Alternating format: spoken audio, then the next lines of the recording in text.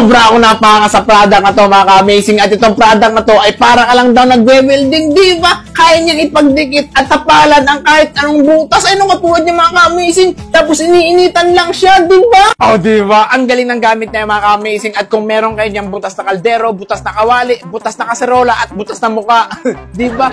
Pwede niyong tapalan gamit nun. Kaya bibili tayo nun. So, tara, let's go! So mga ka-amazing, yan, dito na yung parcel natin na syempre ang galing ng product na to. At ito raw yung tinatawag na welding rod, diba? So para ka lang talaga nagwe-welding, mga ka-amazing. Pwede siya pandikit at ipangtapa sa mga butas-butas, diba? Kaya i-open na natin to. So mga ka-amazing, ayan siya. Alright mga ka-amazing, bali ito yung product na yun. At syempre product na naman ng galing China, diba? Ang galing talaga nila. Ayan, tanggalin natin sa plastic, mga ka-amazing. Ayan, grabe. Matigas siya, mga ka-amazing. Pero pag ininitan to, ano siya, nagme-melt siya, mga ka-amazing. Diba? Ang galing.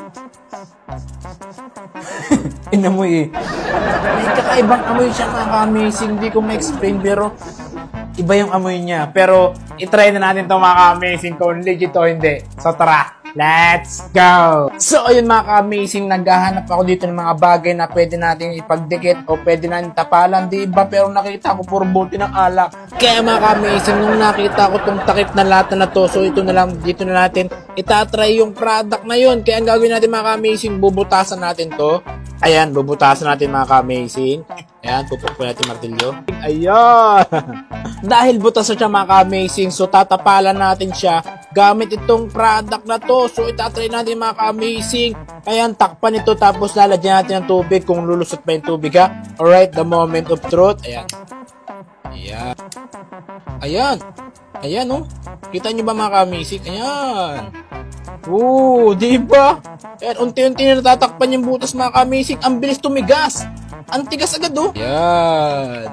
Alright, mga ka-amazing. Ayan, bali ito na yung ating finished product, diba? So, natakpan na natin yung butas, mga ka-amazing. At ito pala, mga ka-amazing, talagang ang bilis niyang matuyo, diba? Tapos hindi siya mainit, ganun. So pag nalipas ng ilang segundo, mga ka-amazing, mawawala na agad yung init niya. Tapos tuyong-tuyo siya, ang tigas na, diba? Oh. At kahit tuktuin ko siya, mga ka-amazing, ayan, grabe.